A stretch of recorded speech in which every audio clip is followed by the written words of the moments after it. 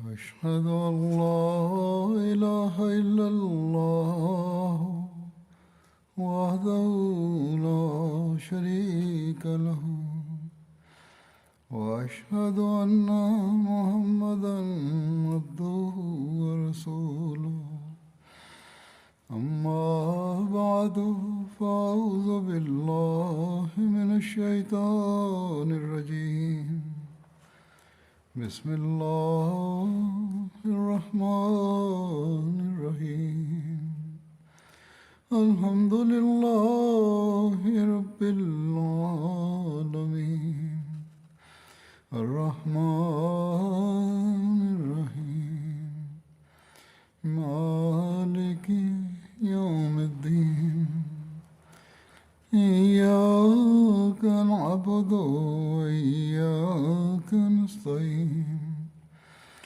اهدنا الصراط المستقيم صراط الذين أنعمت عليهم غير المغضوب عليهم ولا الضالين.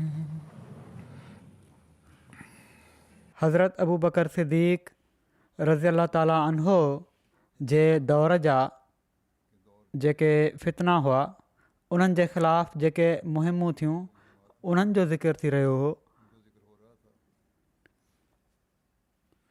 इन ज़िम्न में हज़रत ख़ालिद बिन वलीद जी बुता जे इलाइक़े पासे मालिक बिन नुवैरा ॾांहुं पेशक़दमी जो तफ़सील हीअं बयानु थियो आहे।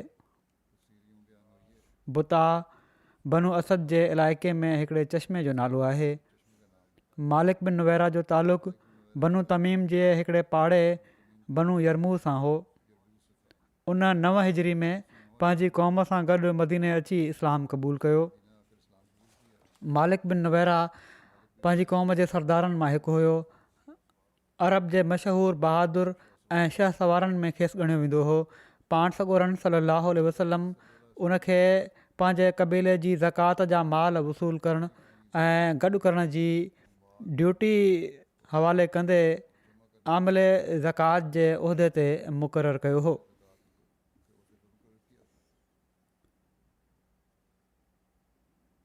पर जॾहिं पाण सॻोरन सल्लल्लाहु अलैहि वसल्लम जी वफ़ात थी ऐं अरब में इर्तदाद ऐं बग़ावत जी लहर उथी त मालिक बिन नुवैरा बि मुर्तद थियण वारनि मां हिकु हो। जॾहिं पाण सॻोरन सल्लल्लाहु अलैहि वसल्लम जी वफ़ात जी ख़बर पहुती उन ताईं त उन ख़ुशी ऐं मुसरत जो जशन मल्हायो।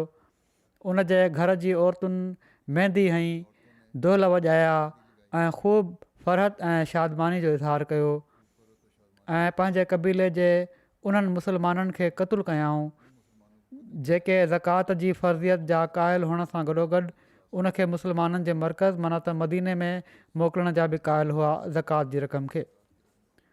सो हीअ बि ॻाल्हि यादि रखण वारी आहे त हर हिकु शख़्स जंहिंखे सज़ा ॾिनी वई या जंहिंजे ख़िलाफ़ु सख़्तीअ जा क़दम खयां विया उन मुसलमाननि खे नुक़सानु पहुचाइण जी कोशिशि कई हुई। सिर्फ़ु इहो ई न त सिर्फ़ु मुर्तद थी विया हुआ।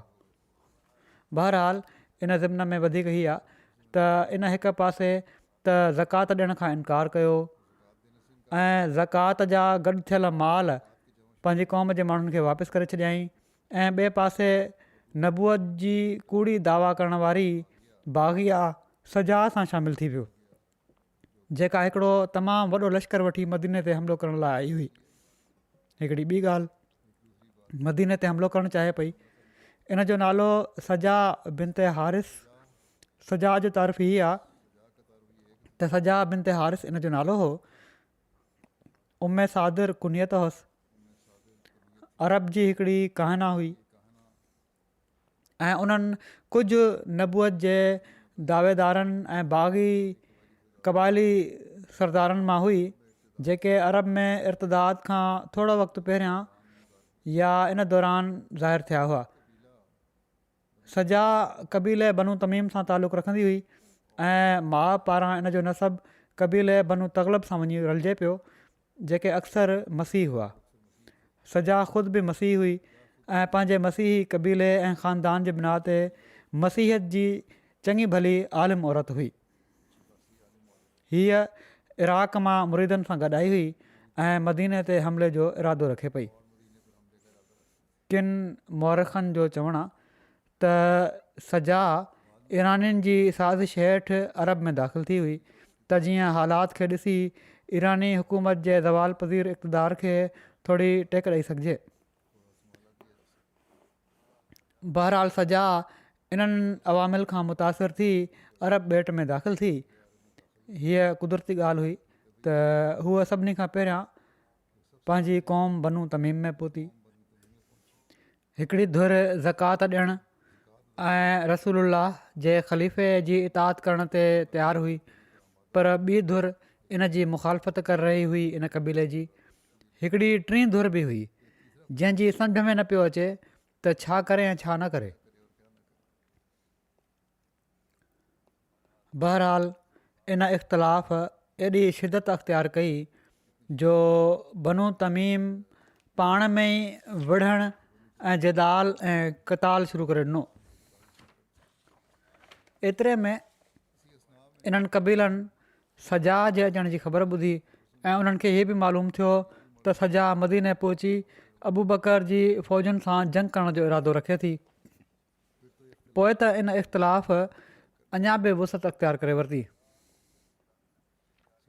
सजा इन इरादे सां वधंदी पई अचे त हू पंहिंजे अज़ीमुशान लश्कर सां गॾु ओचितो बनू तमीम में पहुची वेंदी ऐं पंहिंजी नबूअत जो ऐलान करे उन्हनि खे पंहिंजे मथां ईमान आणण जी दावत ॾींदी। सॼो क़बीलो बिल इतफ़ाक़ उन सां गॾु थी वेंदो ऐं उयना वांगुरु बनू तमीम बि इन जे बारे में हीअ चवणु शुरू करे ॾींदा त बनू यरबू जी नबिया कुरैश जे नबी खां बहितर आहे, छो त मुहम्मद सल्लल्लाहु अलैहि वसल्लम फ़ौत थी विया आहिनि ऐं सजा ज़िंदा आहे। इन खां पोइ हूअ बनू तमीम खे साण करे मदीने ॾांहुं वेंदी। हीअ उनजो प्लान हुयो ऐं अबू बकर जे लश्कर सां मुक़ाबले खां पोइ फ़तह याब थी मदीने ते क़ाबिज़ थी वेंदी।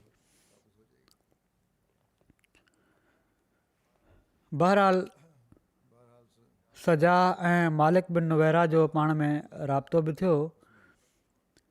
सजा पंहिंजे लश्कर सां गॾु जॾहिं बनू यरबू जी हदुनि ते पहुची वई त उते तरसी पई ऐं क़बीले जे सरदार मालिक बिन नुवैरा खे घुराए मसालियत करणु ऐं मदीने ते हमिलो करण जे मक़सद सां गॾु हलण जी दावत ॾिनी। मालिक ठाह जी दावत त क़बूल करे वरिती, पर उन मदीने ते काह जे इरादे खां मुड़ी वञण जी सलाह ॾिनी उनखे ऐं चयाईं त मदीने पहुची अबू बकर जी फ़ौजुनि जो मुक़ाबिलो करण खां बहितर हीअ आहे त पंहिंजे क़बीले जे मुख़ालिफ़ उनसर खे पहिरियां ख़तमु कयो वञे। सजा खे बि हीअ ॻाल्हि पसंदि आई ऐं इन चयो त जेका तुंहिंजी मर्ज़ी आहे, मां त बनी यरबू जी हिकिड़ी औरत आहियां, जेको तूं चवंदे उहो ई कंदसि।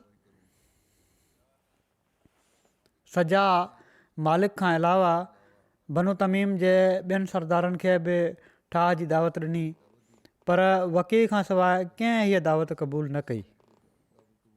इन ते सजा मालिक वकी ऐं पंहिंजे लश्कर सां गॾु ॿियनि सरदारनि ते हमिलो करे ॾिनो। छिती वेड़ थी जंहिंमें ॿिन्ही पासनि जा काफ़ी माण्हू क़तलु थिया वॾे अंग में ऐं हिक ई क़बीले जे माण्हुनि हिक ॿिए खे गिरफ़्तार करे वरितो। पर कुझु ई वक़्त खां पोइ मालिक ऐं वकी ही महसूसु कयो त उन्हनि हिन औरत जी इतबाह करे वॾी ग़लती कई आहे। इन ते उन्हनि ॿियनि सरदारनि सां ठाह करे वरितो ऐं हिक ॿिए जा क़ैदी वापसि करे छॾियऊं। अहिड़ी तरह क़बीले तमीम में अमुन क़ाइमु थी वियो। हाणे हिते सजा जॾहिं ॾिठो त उन जी दाल ॻणणु ॾुखी आहे, जेको मक़सदु खणी आई हुई उहो पूरो नथो थी सघे, त उन बनू तमीम मां टपड़ खयां ऐं मदीने ॾांहुं हली पई। निबाह जी वस्ती में पहुची औस बिन ख़ुज़ैमा सां हिन जी जंग थी, जंहिंमें सजा शिकस्त खाधी ऐं औस बिन ख़ुज़ैमा अहिड़ी तरह उनखे वापसि वञणु ॾिनो जो हू इन ॻाल्हि जो पको इरादो करे त हू मदीने ॾांहुं पेशकदमी न कंदी। इन वाक़े खां पोइ अहल जज़ीरा जी फ़ौज जा सरदार हिकिड़े हंधि गॾु थिया ऐं उन्हनि सजा खे चयो, हाणे तव्हां असांखे कहिड़ो हुकुम थी ॾियो। मालिक ऐं वकी पंहिंजी क़ौम सां ठाह करे वरितो आहे, न हू असांखे मदद ॾियण जे लाइ तयारु आहिनि ऐं न इन ॻाल्हि ते राज़ी आहिनि त असां उन्हनि जी सरज़मीन मां लंघे सघूं। हिननि माण्हुनि सां बि असां हीउ मुआदो कयो आहे ऐं मदीने वञण जे लाइ असांजी वाट मसदूद थी वई आहे। हाणे ॿुधाए असां छा कयूं। सजा जवाबु ॾिनो त जेकॾहिं मदीने वञण जी वाट मसदूद थी वई आहे तॾहिं बि फ़िक्र जी का ॻाल्हि कान्हे, तव्हां यमामा हलो। उन्हनि चयो त यमामा वारा शान शौक़त में असांखां वधियल आहिनि ऐं मुसलमान जी ताक़त ऐं कुवत तमामु घणी थी चुकी आहे। हिकिड़ी रिवायत हीअ बि आहे त जॾहिं इन जे लश्कर जे सरदारनि सजा खां आईंदा इक़दाम जे बारे में पुछा कई त उन जवाबु ॾिनो त अलैकुम बिल यमामा व दुफ़ू दफ़ीफ़ल हमामा फ़ इन्हा ग़ज़वतन सर्रामा ला यलहकुकुम बादहा मलामा। त यमामा हलो, कबूतर वांगुरु तेज़ी सां उन्हनि ते लामारो ॾियो। उते हिकिड़ी ज़बरदस्त जंग पेश ईंदी जंहिंखां पोइ तव्हांखे कॾहिं बि शर्मसारी न ॾिसणी पवंदी। हीअ मुसजा मुकफ़ा इबारत ॿुधण खां पोइ जंहिंखे उन जे लश्कर वारा वही सम्झंदा हुआ त नबी आहे, वही थी आहे हिनखे, उन्हनि जे लाइ हिननि जो हुकुम मञण खां सवाइ का वाह न हुई। हुकुम मञो हिन जो। सजा जॾहिं पंहिंजे लश्कर सां गॾु यमामा पहुती त मुसलमान खे ॾाढो फ़िक्रु थियो। उन सोचियो त जेकॾहिं हू सजा जी फ़ौजुनि सां जंग में मशगूल थी वियो त उन जी ताक़त कमज़ोर थी वेंदी। इस्लामी लश्कर उन ते हमिलो करे ॾींदो ऐं चौधारी जा कबीला बि उन जी इताद करण खां इनकार करे छॾींदा। हीअ सोचे उन सजा सां ठाह करण जो इरादो कयो। पहिरियां उनखे सूखड़ियूं पाखड़ियूं मोकिलियईं, पोइ चवराए मोकिलियईं त हू ख़ुदि उन सां मिलणु चाहे थो। उन मुसलमा खे हाज़िरी जी इजाज़त ॾेई छॾी। मुसलमा बनू हनीफ़ा जे 40 माण्हुनि सां गॾु उन वटि आयो ऐं अकेलाई में उन सां ॻाल्हि ॿोल कयईं ऐं इन ॻाल्हि ॿोल में मुसलमा कुझु मुसजा मुकफ़ा इबारतूं सजा खे ॿुधायूं जिन मां हू ॾाढो मुतासिर थी। सजा बि जवाब में अहिड़े क़िस्म जूं कुझु इबारतूं ॿुधायूं। सजा खे पूरी तरह कब्ज़े में वठणु ऐं हमनवा बणाइण जे लाइ मुसलमान हीअ तजवीज़ पेश कई त असां ॿई पंहिंजी नबूअतुनि खे गॾु करे वठूं ऐं पाण में शादी करे वठूं। सजा हीउ मशवरो क़बूलु करे वरितो ऐं मुसलमान सां गॾु उन जे कैंप में हली वई। 3 ॾींहंनि ताईं उते रहण खां पोइ हीअ पंहिंजे लश्कर में वापसि आई ऐं साथियुनि सां ॻाल्हि कयईं त उन मुसलमान खे ॾिठो आहे त हू हक़ ते आहे, तंहिं करे उन सां शादी करे वरिती अथई। माण्हुनि उन खां पुछा कई त कुझु महर बि मुक़ररु कयो अथई। उन चयो महर त मुक़ररु न अथई कयो। उन्हनि सलाह ॾिनी त तव्हां वापसि वञो ऐं महर मुक़ररु करे अचो, छो त तव्हां जहिड़ी शख़्सियत जे लाइ महर खां बग़ैर शादी करणु मुनासिबु नाहे। जीअं त हू मुसलमान वटि वापसि वई ऐं पंहिंजे अचण जे मक़सद खां उनखे आगाह कयईं। मुसलमान उन ख़ातिर सोमणी ऐं फजर जी नमाज़ुनि में तख़फ़ीफ़ करे छॾी। महर जे बारे में माना त सोमणी ऐं फजर जी नमाज़ुनि में कमी करे छॾियईं ऐं उहा बंदि करे छॾियईं। बहरहाल महर जे बारे में हीउ तस्फ़ियो थियो त मुसलमान यमामा जी ज़मीनुनि जी ढल जी अधु कमाई सजा खे मोकिलींदो। सजा ई मुतालबो कयो त हू ईंदड़ साल जी अधु कमाई मां उनजो हिसो पहिरियों ॾेई छॾे। इन ते मुसलमान अधु साल जी कमाई जो हिसो उनखे ॾेई छॾियो, जंहिंखे वठी हू जज़ीरा वापसि अची वई। बाक़ी अधु साल जी कमाई खे हासिलु करण जे लाइ उन पंहिंजे कुझु माण्हुनि खे बनू हनीफ़ा में ई छॾे ॾिनो।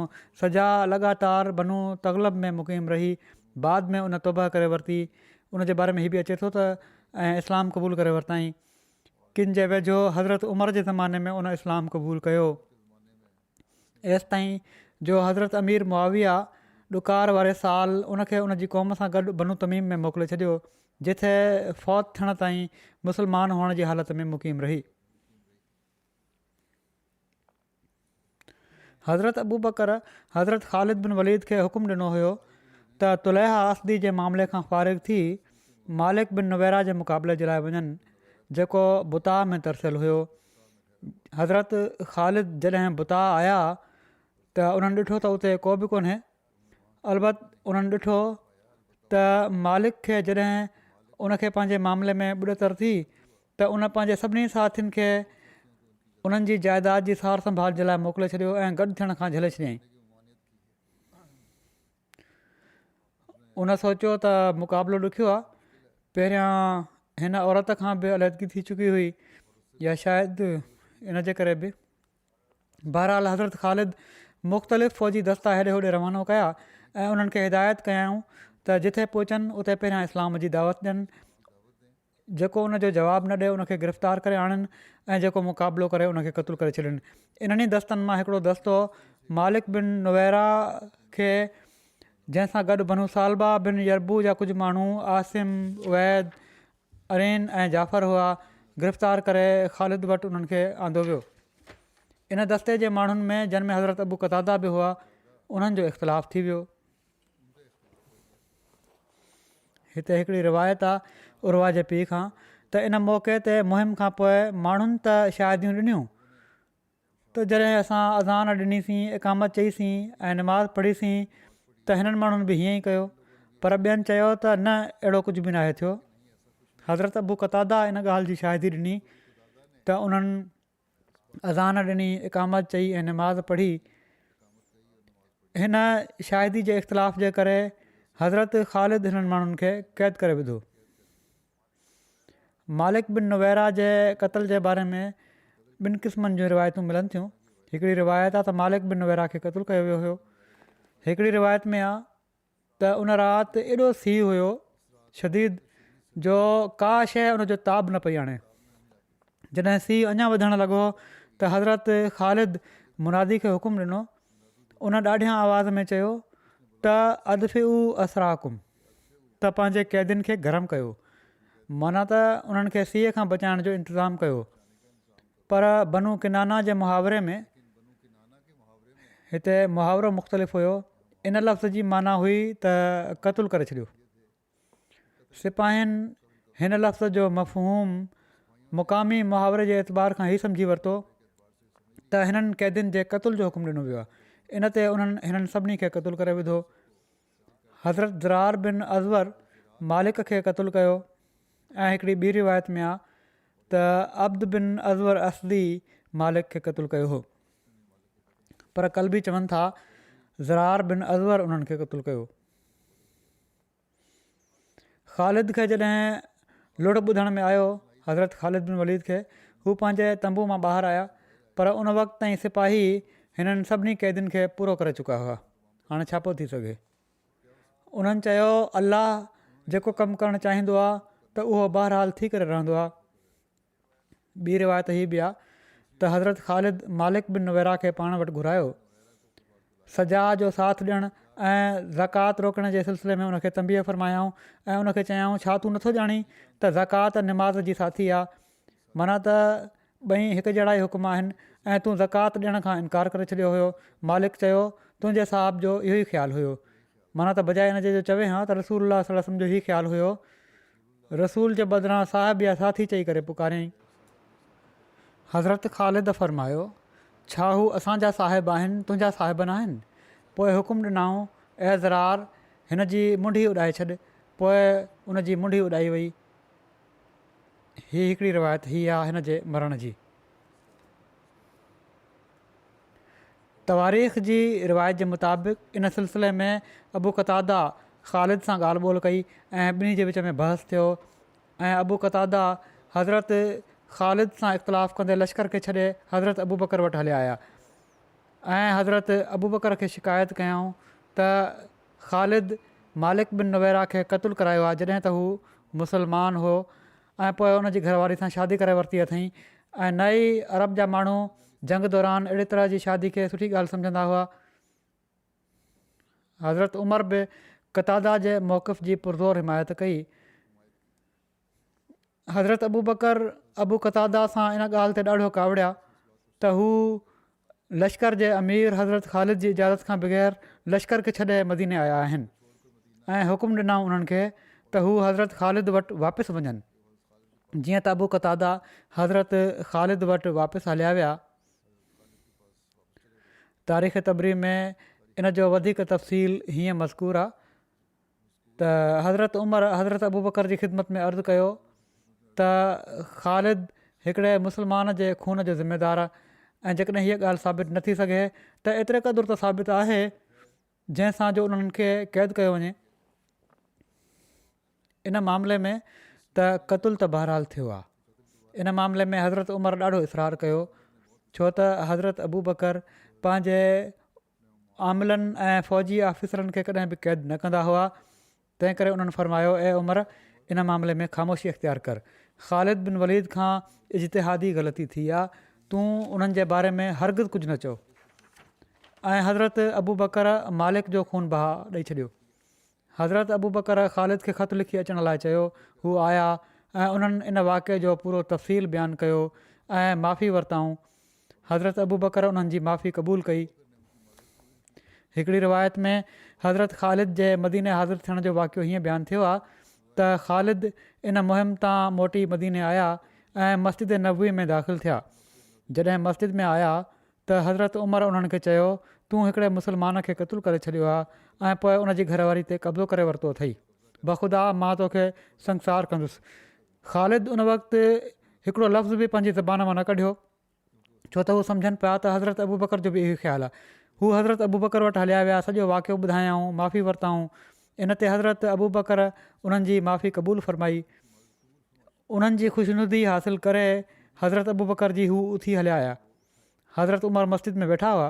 ख़ालिद चयो, ऐं उम्मे शिमला जा पुट मूं वटि अचु, छा थो चईं?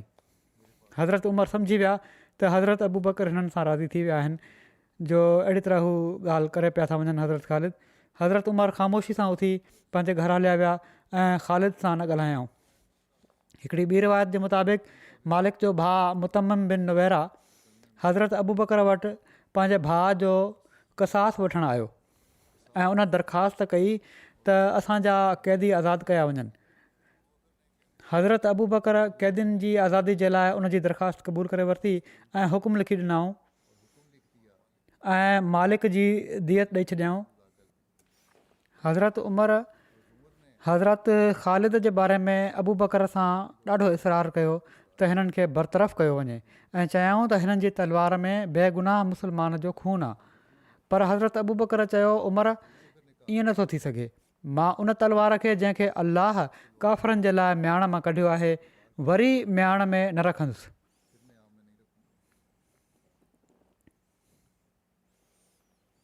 जॾहिं दियत ॾेई छॾी हज़रत अबू बकर त शरीयत जे मुताबिक़ इंसाफ़ त पोइ क़ाइमु थी वियो, वधीक कारवाई जी ज़रूरत न हुई ऐं इन लाइ हज़रत अबू बकर फरमायो त हिन किसे खे हाणे बंदि कर। इन बारे में हज़रत शाह अब्दुल अज़ीज़ दहलवी मालिक बिन नुवैरा जो जेको क़िसो आहे उन जे क़त्ल बाबति जेको इल्ज़ाम आहे उन जो जवाबु ॾींदे लिखनि था त तोहफ़ा इस्ना अशरी आहे इन्हनि जो किताबु, उन में लिखनि था त दरअसल जेको वाक़ियो पेश आयो इन जी ताबीर उन्हनि माण्हुनि सही बयानु नाहे कई ऐं जेसि ताईं सही हालात मालूम न थियनि उन वक़्त ताईं एतिराज़ जी बेवक़ती ज़ाहिर आहे। सीरत ऐं तारीख़ जे मोतबर किताबनि में इन वाक़े जो तफ़सील हीअ आहे त नबूअत जे दावेदार तुलहा बिन ख़ुवैलद असदी जी मुहिम खां हज़रत ख़ालिद जॾहिं फ़ारिग़ थी नवाह बुताह ॾांहुं मुतवजे थिया त उन्हनि जे सभिनी पासनि ॾांहुं फ़ौजी दस्ता रवाना कयाऊं ऐं हुज़ूर नबी करीम सल्लल्लाहु अलैहि वसल्लम जे इरशाद ऐं तरीक़े जे मुताबिक़ उन्हनि खे हिदायत कयाऊं त जंहिं क़ौम कबीले ऐं ग्रोह ते काह कयो उतां जेकॾहिं तव्हांखे अज़ान ॿुधण में अचे त उते क़त्ल गारतगरी खां मुड़िया रहो। जेकॾहिं अज़ान ॿुधण में न अचे त उनखे दारुल हर्ब करार ॾेई पूरी फ़ौजी कार्रवाई कयो। इतफ़ाक़नि इन दस्ते में जनाब अबू क़तादा अंसारी बि हुआ। जन मालिक बिन नुवैरा खे पकिड़े हज़रत ख़ालिद वटि आंदो जंहिंखे पाण सॻोरनि सलाहु वसलम तरफ़ां बुता जी सरदारी मिलियल हुई ऐं इन जे भर पासे जे सदकनि जी वसूली बि उन जे हवाले हुई। जनाब अबू क़तादा अज़ान ॿुधंदे ई शाहिदी ॾिनी, पर इन ई दस्ते जी हिकिड़ी जमायत चयो त असां अज़ान जो आवाज़ु नाहे ॿुधो। पर इन खां अॻु भर पासे जे मोतबरनि ज़रिए हीअ ॻाल्हि हतमी ऐं सबूती तौर ते मालूम थी चुकी हुई त पाण सॻोरनि सलाहु वसलम जी वफ़ात जी ख़बर ॿुधी मालिक बिन नुवैरा जे घर वारनि ख़ूब जशन मल्हायो। औरतुनि हथनि में मेंदी हईं, ढोल वॼाया हुआ ऐं ख़ूब फ़रहत ऐं शादमानी जो इज़हार कयो हुओ ऐं मुस्लमाननि जी इन मुसीबत ते ख़ुशि थिया हुआ। पोइ वधीक हिकिड़ी ॻाल्हि हीअ थी त मालिक बिन नुवैरा खां सुवाल जवाब दौरान पाण सॻोरनि सलाहु वसलम जे लाइ उन जे वात मां अहिड़ा लफ़्ज़ निकिता जिन लफ़्ज़नि जी काफ़रनि ऐं मुर्तदनि खे पंहिंजी ॻाल्हि ॿोल में आदत हुई ऐं इस्तेमालु कंदा हुआ। माना त काला रजुलुकुम ऐं साहिब हुकुम त तव्हांजे माण्हू या तव्हांजे साथी हीअं चयो। इन खां अलावा हीअ ॻाल्हि बि मुनकशिफ़ थी चुकी हुई त पाण सॻोरनि सलाहु वसलम जी वफ़ात जी ख़बर ॿुधी मालिक बिन नुवैरा वसूल शुदा सदका बि पंहिंजी क़ौम खे हीअ चई करे वापसि करे छॾिया हुआ त चङो थियो हिन शख़्स जे मौत जे करे तव्हांजी मुसीबत खां जान छुटी पई। हिननि हालात ऐं पंहिंजे साम्हूं इन जी ॻाल्हि ॿोल जे अंदाज़ मां हज़रत ख़ालिद खे हिन जे इर्तदाद जो यकीन थी वियो ऐं पाण इन जे क़तल जो हुकुम ॾेई छॾियऊं। ऐं जॾहिं मदीने में इन वाक़े जो इतलाउ पहुतो, पोइ जनाब अबू क़तादा बि उन्हनि खां नाराज़ थी दारुल ख़िलाफ़ा पहुता ऐं ॾोही हज़रत ख़ालिद खे ई क़रार ॾिनऊं। त शुरू में हज़रत उमर फ़ारूक जो इहो ई ख़्यालु हुयो त नाक खून थियो आहे ऐं क़िसास वाजिबु आहे, पर हज़रत अबू बकर हज़रत ख़ालिद खे तलब फ़रमाए तफ़्तीश कई, उन्हनि खां पूरो वाक़ियो पुछा कयऊं ऐं हालात ऐं वाक़ियात जो समूरो राज़ मथनि मुनकशिफ़ थियो त पाण हिननि खे बेक़सूर क़रार ॾेई हिननि खे कुझु न चयऊं ऐं उन्हनि खे इन ई साबिक़ उहिदे ते बहाल रखियऊं।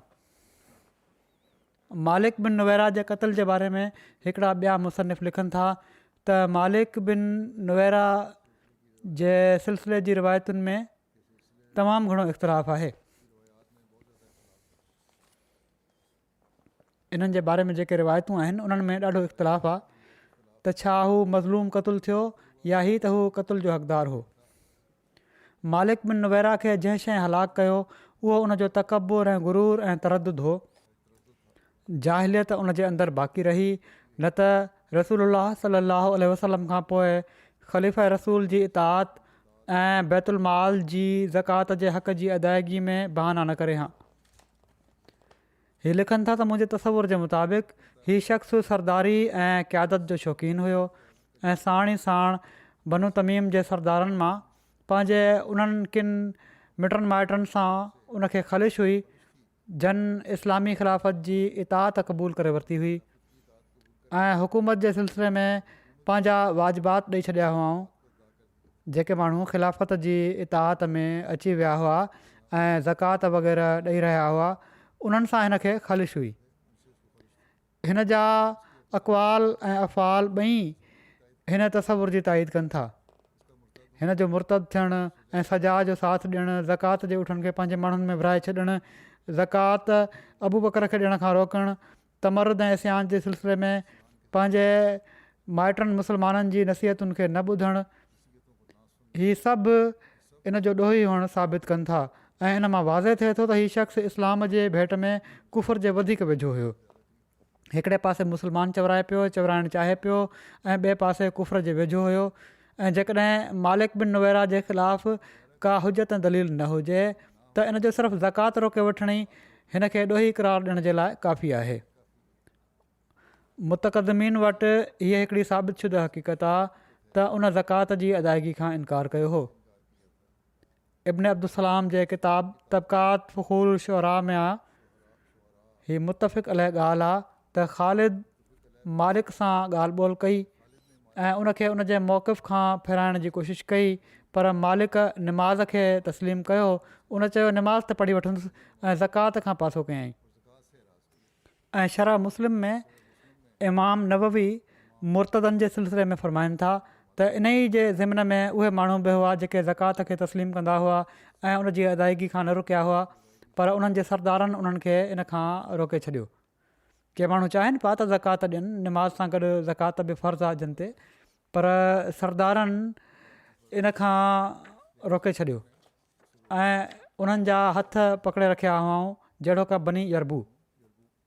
उन्हनि पंहिंजी ज़कात गॾु कई ऐं उहा अबू बकर वटि मोकिलणु चाहिनि पिया, पर मालिक बिन नुवैरा उन्हनि खे रोके छॾियो ऐं उन्हनि जी ज़कात माण्हुनि में विरहाए छॾियईं। हज़रत अबू बकर मालिक बिन नुवैरा जे मामले में पूरी तहक़ीक़ कई ऐं इन नतीजे ते पहुता त ख़ालिद बिन वलीद मालिक बिन नुवैरा जे क़त्ल जे इल्ज़ाम खां आज़ादु आहिनि। अबू बकर इन सिलसिले में ॻाल्हियुनि जी हक़ीक़तुनि खां ॿियनि जी भेट में वधीक घणा वाक़िफ़ हुआ ऐं गहरी नज़र रखंदा हुआ, छो त पाण ख़लीफ़ा हुआ ऐं समूरियूं ख़बरूं खेनि पहुचंदियूं हुयूं ऐं संदन ईमान बि सभिनी खां वधीक हो। ख़ालिद सां तामुल में पाण रसूलुल्लाह सल्लल्लाहु अलैहि वसल्लम जी पैरवी करे रहिया हुआ, छो त रसूलुल्लाह सल्लल्लाहु अलैहि वसल्लम ख़ालिद खे जेका ज़िमेवारी उन्हनि जे हवाले कई हुई कॾहिं बि माज़ूल न कयाऊं ऐं जेतोणीकि उन्हनि खां कुझु अहिड़ियूं शयूं सादिर थियूं जिन ते पाण मुतमइन न हुआ, पाण उन्हनि जे उज़र खे क़बूलु फ़रमाईंदा हुआ ऐं माण्हुनि खे फ़रमाईंदा हुआ, माना त पाण सॻोरा सल्लल्लाहु अलैहि वसल्लम ख़ालिद जे उज़र खे क़बूलु फ़रमाईंदा हुआ ऐं माण्हुनि खे फ़रमाईंदा हुआ त ख़ालिद खे तकलीफ़ न पहुचायो, हू अलाह जी तलवारुनि मां हिकिड़ी तलवार आहे जंहिंखे अलाह ताला काफ़रनि ते मुसलत करे छॾियो हो। वरी हिकिड़ो ॿियो एतिराज़ इन ज़िमन में अॻिते हीअ बि अचे थो त हज़रत ख़ालिद उम्मे तमीम बिनते मिनहाल सां शादी कई हुई। हज़रत ख़ालिद बिन वलीद जे बारे में एतिराज़ हीअ कयो वञे थो त पाण जंग दौरान लैला बिनते मिनहाल सां शादी कयऊं ऐं इदत गुज़रण जो बि इंतज़ारु न कयऊं। हिन शादी जे बारे में तारीख़ तबरी में हिननि लफ़्ज़नि में ज़िक्र आहे त हज़रत ख़ालिद उम्मे तमीम मिनहाल जी धीउ सां निकाह कयो हुयो ऐं तोहर जे ज़माने खे ख़तमु करण जे लाइ छॾे ॾिनो हुआऊं, छो त अरब जंग दौरान औरतुनि सां तालुकात खे ख़राबु सम्झंदा हुआ ऐं जेको ईअं कंदो हुयो उनखे महिणो ॾींदा हुआ।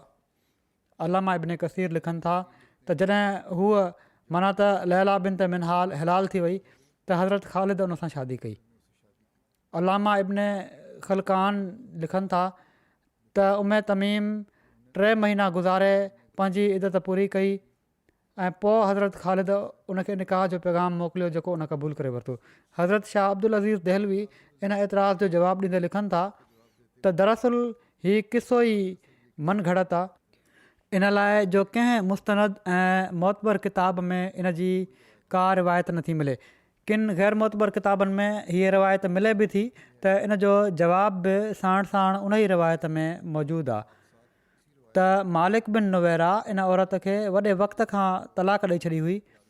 हीअ चयो वञे थो त मालिक बिन नुवैरा जी घरवारी हुई ऐं उनखे क़तलु करे हज़रत ख़ालिद बिन वलीद उन्हनि सां फ़ौरन शादी करे वरिती ऐं असल में क़तलु ई इन लाइ कयो हुआऊं त शादी करणु चाहिनि पिया, पर बहरहाल हीअ चवनि था त मालिक बिन नुवैरा हिन औरत खे वॾे वक़्त खां तलाक ॾेई छॾी हुई ऐं उन जाहिलियत जी पाइदारी में उनखे ईअं ई घर में रखे फिटी कयो हो।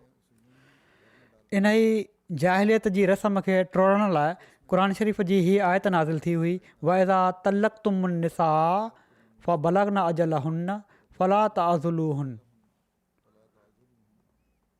जॾहिं तव्हां औरतुनि खे तलाक ॾेई छॾियो ऐं उन्हनि जी इदत पूरी थी वञे त उन्हनि खे रोके न रखो। तंहिं करे हिन औरत जी इदत त कॾो को पूरी थी चुकी हुई ऐं निकाह हिलाल थी चुको हुयो, छो त उन तलाक ॾेई सिर्फ़ु पंहिंजे घर में उनखे रखियो हुयो। हज़रत ख़ालिद जी शादी जे बारे में हिकिड़ा ॿिया मुसनिफ़ लिखनि था त उम्मे तमीम जो नालो लैला बिनते सनान मिनहाल हो। हीअ मालिक बिन नुवैरा जी घरवारी हुई। हज़रत ख़ालिद जी हिन सां शादी जे बारे में ॾाढो जिदाल थियो आहे, ॾाढा लड़ाई झगड़ा थींदा रहिया, वॾा बहस हलिया। इन जो ख़ुलासो हीअ आहे त कुझु माण्हुनि हज़रत ख़ालिद ते इल्ज़ाम हयो त हू उम्मे तमीम जे हुस्न जमाल ते फ़रिफ़्ता हुआ ऐं उन सां इश्क़ रखंदा हुआ, तंहिं करे सबुरु न करे सघिया ऐं क़ैद में ईंदे ई उन सां शादी करे वरिताऊं। इन जो मतिलबु हीअ थियो त नऊज़ बिल्ला हीअ शादी न आहे ऐं पर ज़िना हुयो। पर हीउ कौल मनगढ़त ऐं वाज़े कूड़ आहे, इन जो को एतबार न आहे, छो त क़दीम मराज मसादिर में इन तरफ़ इशारो ताईं नथो मिले। को सबूत न आहे जेको साबित थी रहियो हुजे। जेके बि रिवायतूं आहिनि या सोर्सिस आहिनि, अलामा मावरदी फ़रमाइनि था त ख़ालिद मालिक बिन नुवैरा खे इन लाइ क़तलु कयो हुयो जो उन ज़कात रोके वरिती हुई, जंहिंजे करे उनजो खून हिलाल थी वियो हुयो ऐं इन जे करे उम्मे तमीम सां उनजो निकाह फ़ासिद थी वियो हुयो। ऐं मुर्तदनि जी औरतुनि जे सिलसिले में शरई हुकुम हीअ आहे त जॾहिं हू दारुल हर्ब सां वञी रलजनि त उन्हनि खे क़ैद कयो वञे, क़तलु न कयो वञे। जहिड़ो की इमाम सरखसी इन पासे इशारो कयो आहे, जॾहिं उम्मे तमीम क़ैदी बणिजी आयूं त ख़ालिद उनखे पंहिंजे लाइ चूंडे वरितो ऐं जॾहिं हू हिलाल थी वियूं तॾहिं उन सां इज़्दिवाजी तालुकात क़ाइमु कया। ऐं शेख अहमद शाकिर इन मसइले ते वधीक वज़ाहत कंदे फ़रमाइनि था त ख़ालिद उम्मे तमीम ऐं उन जे पुट खे मिल्के यमीन तौरु वरितो हुयो, छो त हू जंगी क़ैदी हुई ऐं अहिड़ी तरह जी औरतुनि जे लाइ का इदत कान्हे। जेकॾहिं हूअ हामला हुजे त वज़ा हमल ताईं उन जे मालिक जो उन जे वेझो थियणु हराम आहे। जेकॾहिं हामला नाहे त सिर्फ़ु हिकु भेरो हैज़ अचण ताईं परे रहंदो। हीअ मशरू ऐं जाइज़ आहे, इन ते तानो तशनी जी गुंजाइश नाहे। पर ख़ालिद जे मुखालफ़नि ऐं दुश्मननि हिन मौक़े खे पंहिंजे लाइ गनीमत सम्झो ऐं इन बातिल ज़ोम में मुब्तला थिया त मालिक बिन नुवैरा मुसलमान हो ऐं ख़ालिद उनखे उन जी घरवारी जे लाइ क़तलु करे छॾियो। अहिड़ी तरह ख़ालिद ते हीउ इल्ज़ाम हयो वियो त उन्हनि इन शादी ज़रिए अरब जी आदतुनि ऐं तौर तरीक़नि जी मुखालफ़त कई आहे। जीअं त इकाद जो चवणु आहे त ख़ालिद मालिक बिन नुवैरा खे क़तलु करे उन जी घरवारी सां क़ैताल जे मैदान में शादी कई, जेको जाहिलियत ऐं इस्लाम में अरबनि जी आदत जे ख़िलाफ़ु ऐं अहिड़ी तरह मुसलमाननि जी आदतुनि ऐं इस्लामी शरीयत जे हुकमनि जे मुनाफ़ी आहे। अकाद जो ही कौल सचाई खां बिल्कुलु परे आहे। अरबनि वटि इस्लाम खां अॻु केतिरा ई भेरा ईअं थींदो हुयो जो जंगियुनि ऐं दुश्मननि ते फतह याबी खां पोइ औरतुनि सां शादियूं कंदा हुआ ऐं उन्हनि खे इन ते फ़ख़ुरु हूंदो हुयो। डॉक्टर अली मोहम्मद सलाबी लिखनि था इन बारे में, इहो ई बयानु कनि था हीउ सॼो वाक़ियो त शरई नुक़्ते नज़र सां ॾिठो वञे त ख़ालिद हिकिड़ो जाइज़ कमु कयो ऐं इन जे लाइ शरन जाइज़ तरीक़ो अख़्तियार कयो ऐं हीउ फ़ैल त उन ज़ात मां बि साबित आहे जेके ख़ालिद खां अफ़ज़ल हुआ। जेकॾहिं ख़ालिद ते हीउ एतिराज़ु आहे त उन्हनि जंग दौरान या उन जे फ़ौरन बाद शादी कई त रसूलुल्लाह सल्लल्लाहु अलैहि वसल्लम ग़ज़वा मुरैसी जे फ़ौरन बाद जवेरिया बिनत हारिस सां शादी करे वरिती हुई ऐं हीअ पंहिंजी क़ौम जे लाइ ॾाढियूं बाबरकत साबित थियूं जो इन शादी जे करे उन्हनि जे ख़ानदान जा 100 माण्हू आज़ादु कया विया, छो त हू रसूलुल्लाह सल्लल्लाहु अलैहि वसल्लम जे साहुरनि माइटनि में थी विया। ऐं हिन शादी जे बाबरकत असरनि मां हीउ थियो जो हिननि जा वारिद हारिस बिन ज़रार मुसलमान थी विया। अहिड़ी तरह रसूलुल्लाह सल्लल्लाहु अलैहि वसल्लम ग़ज़वा ख़ैबर जे फ़ौरन बाद सफ़िया बिनत हुयई बिन अख़्तब सां शादी कई ऐं जॾहिं रसूलुल्लाह सल्लल्लाहु अलैहि वसल्लम जो इन सिलसिले में उसवा ऐं नमूनो मौजूदु आहे त अताब ऐं मलामत जो को सबबु नाहे। हज़रत ख़ालिद बिन वलीद खे बेसबब उन्हनि ते इल्ज़ाम हयो वञे। हीअ तफ़सील इन लाइ मूं बयानु कयो आहे जो के घटि इल्मु रखण वारा अॼुकल्ह बि सुवाल उथारनि था ऐं हज़रत अबू बकर रज़ियल्लाहु ताला अन्हु ते असल में हीउ एतिराज़ु कनि था त हज़रत उमर सही हुआ इन बारे में ऐं हज़रत अबू बकर नऊज़ बिल्लाह इंसाफ़ खां कमु न वरितो ऐं ग़लति रंग में हज़रत ख़ालिद बिन वलीद जी हिमायत कयऊं। हालांकि हीअ सभु जेके समूरा तफ़सील उन्हनि ॾिठा, सॼो जाइज़ो वरिताऊं, हज़रत अबू बकर पोइ फ़ैसिलो कयो ऐं इन समूरे इल्ज़ाम खां हज़रत ख़ालिद खे आज़ादु फ़रमायाऊं।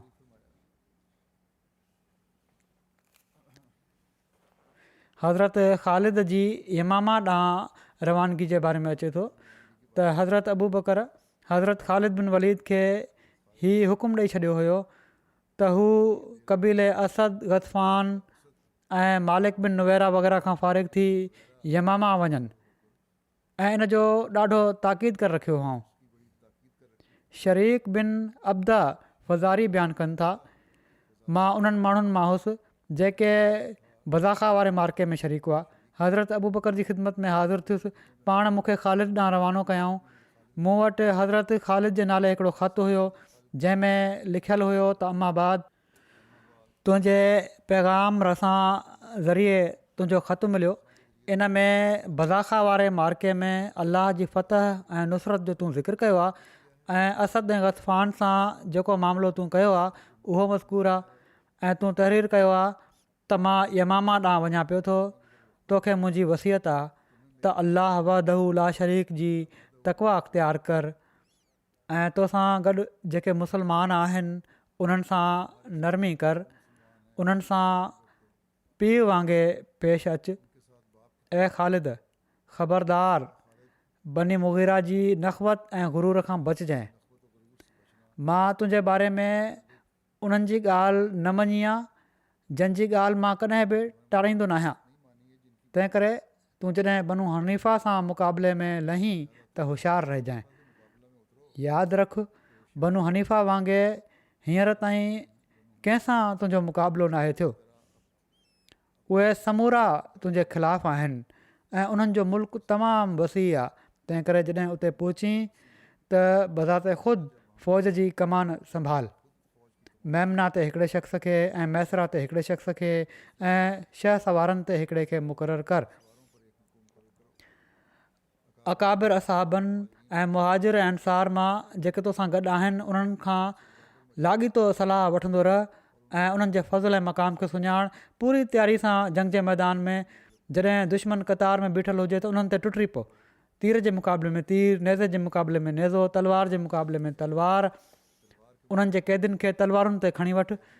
क़त्ल ज़रिए उन्हनि में ख़ौफ़ ऐं हिरास पैदा कर। उन्हनि खे बाहि में विझ।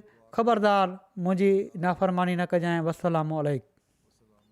हीउ ख़तु जॾहिं ख़ालिद खे मिलियो त पाण उनखे पढ़ियाऊं ऐं चयाऊं असां ॿुधी वरितोसीं ऐं असां इन जी मुकमल फ़र्मा बरदारी कंदासीं। ख़ालिद मुस्लमाननि खे पाण सां गॾु तयारु कयो ऐं बनू हनीफ़ा माना त मुसलमा या जंहिंजी अॻुवाणी मुसलमा कज़ाब करे रहियो हुयो उन्हनि सां क़िताल जे लाइ रवाना थिया। अंसार ते साबित बिन कैस बिन शमास अमीर मुक़ररु हुआ। मुर्तदनि मां जन सां रस्ते में वास्तो पवंदो हुयो उनखे इबरतनाक सज़ा ॾियनि पिया। हेॾां हज़रत अबू बकर पुठियां ख़ालिद जी हिफ़ाज़त जे लाइ हिकिड़ी तमामु वॾी फ़ौज बहितरीनु असले सां लैस रवानो कई त जीअं ख़ालिद जे लश्कर ते को पुठियां हमिलो न करे सघे। ख़ालिद यमामा जे रस्ते में केतिरनि ई बदू क़बीलनि वटां लंघिया जेके मुर्तद थी विया हुआ। उन्हनि सां जंग करे उन्हनि खे इस्लाम ॾांहुं वापसि आंदाऊं। रस्ते में सजा जी बचियल सचियल फ़ौज नज़र आयनि। उन्हनि खे सेखत ॾिनाऊं, उन्हनि खे क़तलु कयाऊं ऐं इबरतनाक सज़ाऊं ॾिनाऊं। पोइ यमामा ते हमले आवर थिया। यमामा वरी जंग जो तफ़सील जेको आहे उहो इनशा अल्लाह आईंदह बयानु थींदो।